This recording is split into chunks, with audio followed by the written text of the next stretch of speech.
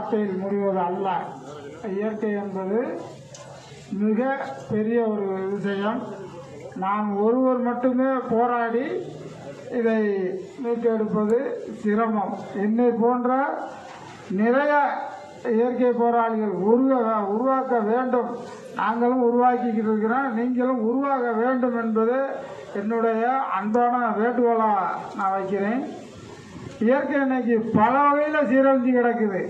ஒரு நிமிஷத்தில் சொல்லி முடிக்கக்கூடிய வேலை இல்லை.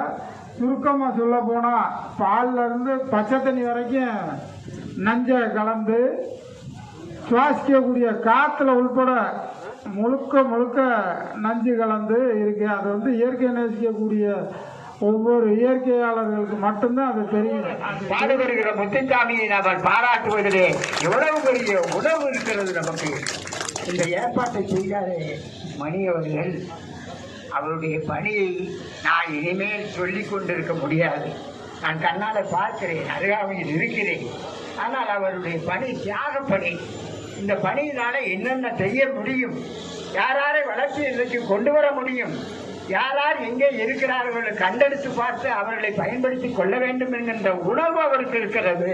ஆகவே எல்லோரும் பகுத்துண்டு பல்லுயிர் ஓம்புதல் நூலோர் தொகுத்தவற்றையெல்லாம் தலையென்றான்.